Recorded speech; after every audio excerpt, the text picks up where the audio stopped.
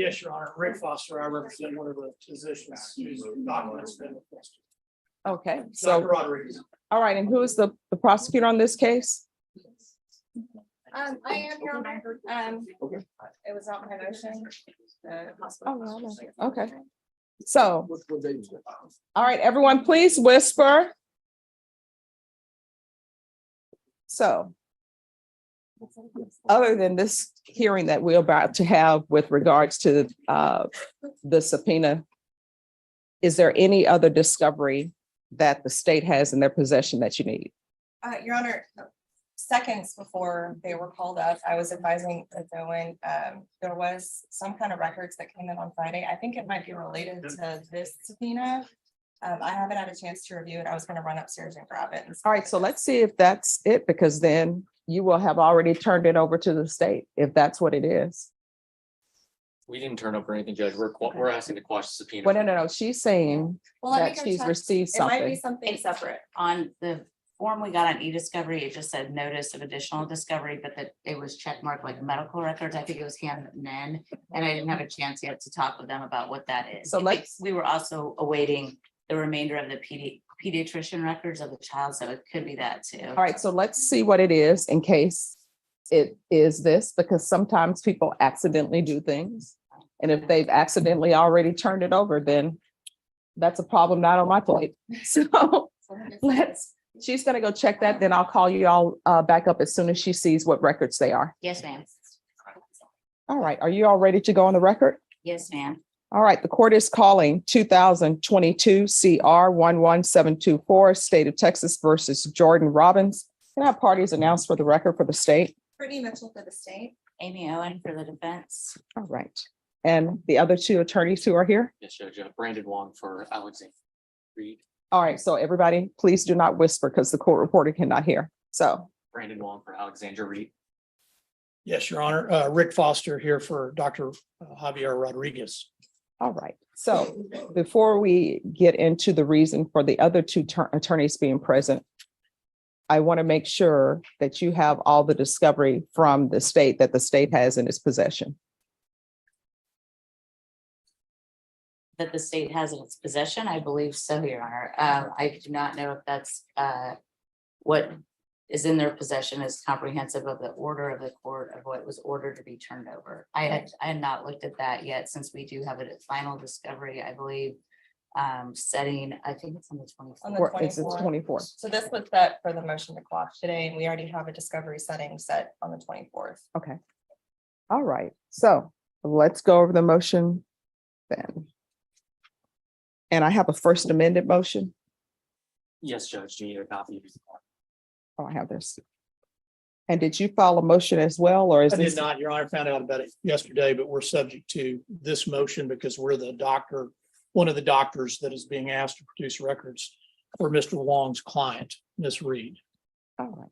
And Your Honor, So defense. Your Honor, so as the court's aware, we have argued, sort of argued this prior to the court, and we're not on a fishing expedition to for all of her medical records, but what we are interested in and looking for are medical records that occur between January 1st of 2022 up through January 31st of 2022. All right. Do y'all want to write this down, what she's asking for? I can get it. Okay. Let Mr. Wong know. So there's American Health Imaging on January 6th, 2022, January 18th with Dr. Nivra Beta, January 21st with Dr. Malhorta, and January 31st with North Central Baptist Hospital ER. And then we know that the outcry in this case is February 8th and 9th. And the reason we're asking for this, Your Honor, is that the mother of the complainant suffers from a frontal traumatic brain injury. We know that occurred in 2012. And those, because of, without revealing too much of our defensive strategy in this case, there's information contained within the case file of the civil discovery and within the court-ordered psychological evaluation by Dr. Richard Tice that gives us reason to believe that there could be exculpatory information contained within mother's medical records, mother's outcry witness in this case. And we believe that what is contained within those records could be exculpatory. We're asking for the court to do it. We're not asking for them to be turned over. We're asking if the court would do an in-camera review of these records to see if there's anything relevant to this case in terms of symptoms and diagnoses of what happened within the 30 days of outcry. And that's what we're requesting. All right. And state, Yes. are you planning on calling this witness as an outcry witness or calling this witness at all? She would be the outcry witness, Your Honor. And we had a hearing previously on this, and our position as to why we did not feel that these records were necessary was because she is just the outcry witness. She's not, the allegations themselves come from the child. The child said these allegations multiple times. And it's just very attenuated from how there could be any relevancy. It's kind of well, there might be something in there. And we don't know that there is. And it's the state's view that it's outside our duties to provide, which is why they chose to subpoena independently. Well, the court's question, this brain injury, did it occur before or after the alleged outcry? Before. About 10 years before. All right. Judge, obviously, they're asking for my client's protected HIPAA information. It's just clearly a fishing expedition.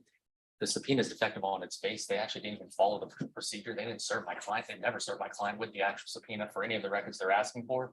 The subpoena is incorrect because it doesn't even list her name correctly, her birthday correctly. So again, no one can even provide the information they want because again, it's just defective on its face. But obviously, you know, Obviously, I know about it, but and 'Cause that's you're why we're here. here. But the reality is, Your Honor, as the state said, none of this information is remotely relevant.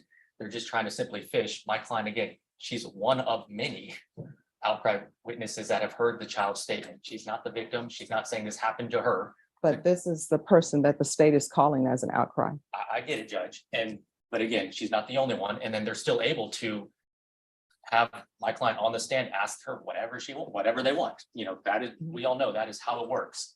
And so they're able to get whatever information. They're trying to link something that happened 10 years ago and saying, well, now she got some sort of mental handicap where she is now convincing her child. You know, that's their strategy. It's not even a secret. They're trying to say that she has influenced her child to say that these allegations have occurred to her. It's a stretch to say the least, Your Honor. And so again, it's just harassment on part of, you know, they're just making my client spend countless dollars and time fighting this thing. She has nothing to do with it. All she did, she made a report and that's it. She's out of it. And so again, for them to now see all of her records, you know, now they're cutting it down. Originally it was her entire medical file, her entire medical records. And I understand they just want a couple visits here and there. But again, Your Honor, my client's still going to have to produce them. It's a hassle. There is nothing relevant that's going to come from this. And they're keeping it's possibly exculpatory. They don't know. There's nothing other than just their speculation. It's just pure speculation that they can come up here and say, you know, we just want to harass this lady to get these records just so we might be able to strengthen our defense. And again, as the prosecution has said, it's just not relevant. Okay. And do you have an argument? Your Honor, we just merely support the patient, Dr. Rodriguez's patient, Ms. Reed. It's her record. She doesn't want to produce them. We don't want to produce them. And it sounds like from the summary that was given by defense counsel, they're not even asking for Dr. Rodriguez's records at this point.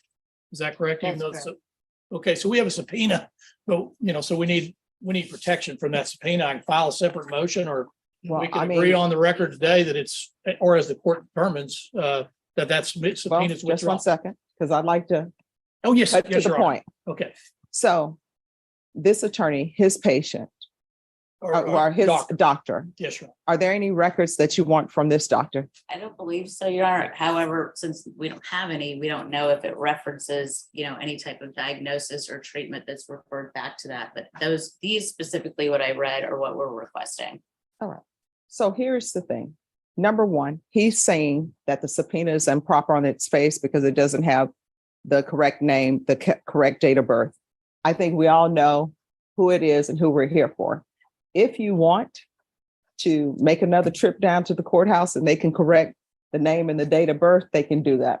But I can tell you what my ruling is going to be. What my ruling is going to be is yes, I need to see it in camera inspection, and I will make a determination of whether it's relevant or not.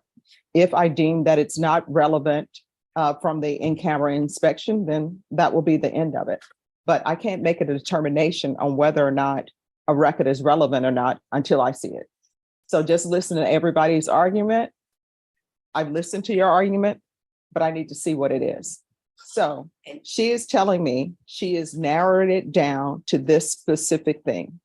And my understanding from both sides, or let me make it clear to everybody, that's the specific thing. We're not going outside of that specific thing. So counsel, if there is something that you feel that the attorney who's here today, that there's something that they have, let them know specifically what it is. And then if you all will present it to the court, not to the state, not to the defense, just present it to me, I will review it. And then I will make a determination whether it's relevant or not. And my understanding from defense, they're no longer asking for the entirety of the record, which I would think the entirety of the record would not be relevant. But the specific part she's asking for, I'll review them and make a decision on that.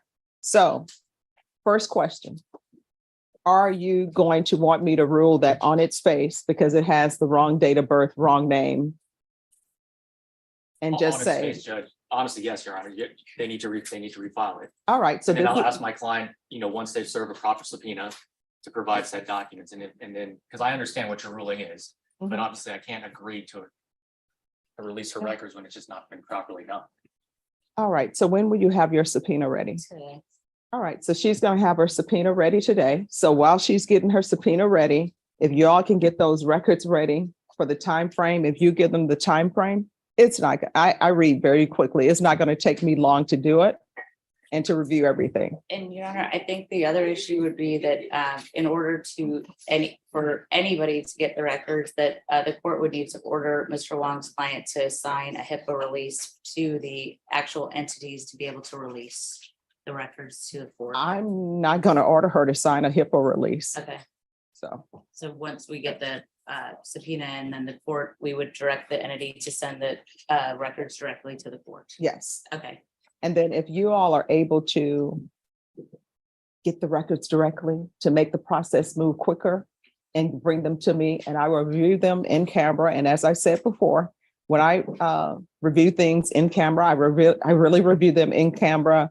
Defense doesn't see it, state doesn't see it, her client's not going to see it. I'll be the only person who's seeing it. May I address? Sure. Your Honor, pursuant to HIPAA and the CFRs underneath that, we have, if it's a third-party subpoena, to be able to release the records, we need to be ordered to produce those records.